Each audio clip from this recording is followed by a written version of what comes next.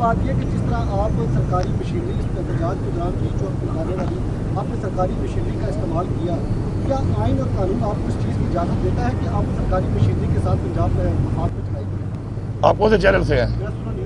اچھا، آپ کی دکھری کھڑی ہے ادھر؟ کون لے کے آیا ہے؟ کس اتھارٹی سے لے کے آئے ہیں؟ تو میں صوبے کا وزیر اعلیٰ ہوں، میری بھی اتھارٹی ہے. میں اپنی مشین جب لے کے جاتا ہوں تو میں اپنی اتھارٹی میں لے کے جاتا ہوں، مجھے کوئی منع نہیں کر سکتا اس سے.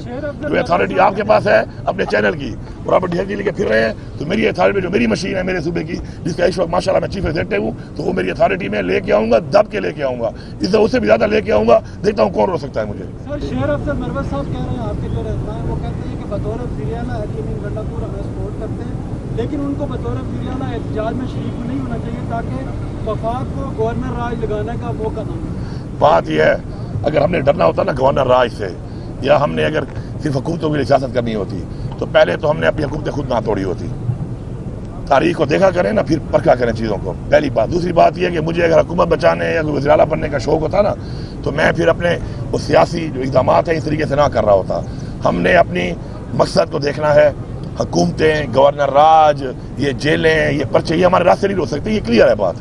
ٹھیک ہے جی. ایک سوال، رؤف حسن صاحب نے کہا جی کہ ہماری اب ڈائریکٹ بات ہو رہی ہے، اب پہلے جیسی صورتحال نہیں، اب ہم ڈائریکٹ ہیں اسٹیبلشمنٹ سے. خواجہ آصف نے بیان دیا کہ کچھ نہ کچھ معاملات ہو رہے ہیں، اور بیرسٹر صاحب جو آپ کے ترجمان ہیں انہوں نے کہا کہ ڈیل نہیں، ہماری انڈرسٹینڈنگ ہو رہی ہے. اصل میں کیا ہو رہا ہے؟ ظاہر ہے مین کریکٹر تو آپ ہیں جو اسٹیبلشمنٹ سے پہلے بھی رابطے میں تھے، اب بھی رابطے میں ہیں. کیا کوئی ڈیل ہو رہی ہے یا کوئی بات چیت ہو رہی ہے؟ کس لیول کی بات چیت ہو رہی ہے؟ کیا ہو رہا ہے؟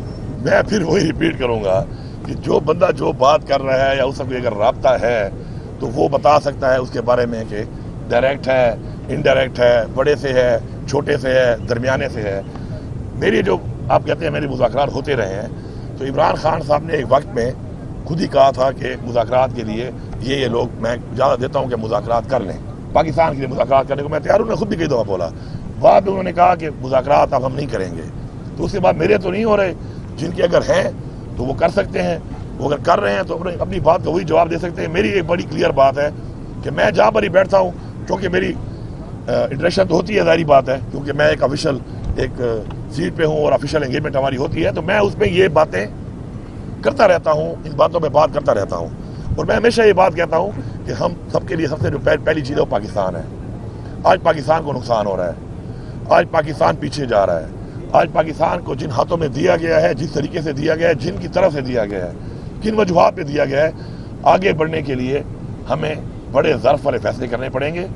اگر کوئی یہ سمجھتا ہے کہ ڈنڈے کے زور پہ، بدماشی کے زور پہ، لا قانونیت کر کے وہ کسی کا اب مقصد سے نظریے سے ہٹا سکتا ہے، تو وہ اب یہ بھی جان چکے ہیں. اب 2.5 سال ہو چکے ہیں. 2.5 سال ایک بڑا لمبا عرصہ ہے.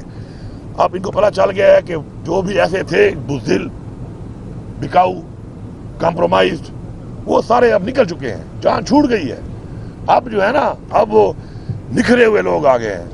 اب وہ چھانے میں وہی لوگ آ گئے ہیں کہ جو آگے ہی بڑھتے رہیں گے. ٹھیک ہے، آج میں نے یہاں تک بڑھنا ہے، آپ مجھے روک لو گے، کل میں پھر آؤں گا. اور پھر ہماری جو تاریخ میں 17 حملے ہم نے کیے تھے نا پانی پت پر، 17 حملے تو ہماری تاریخ میں ہیں کہ 17 ٹائمز تو ہم نے کرنے ہیں.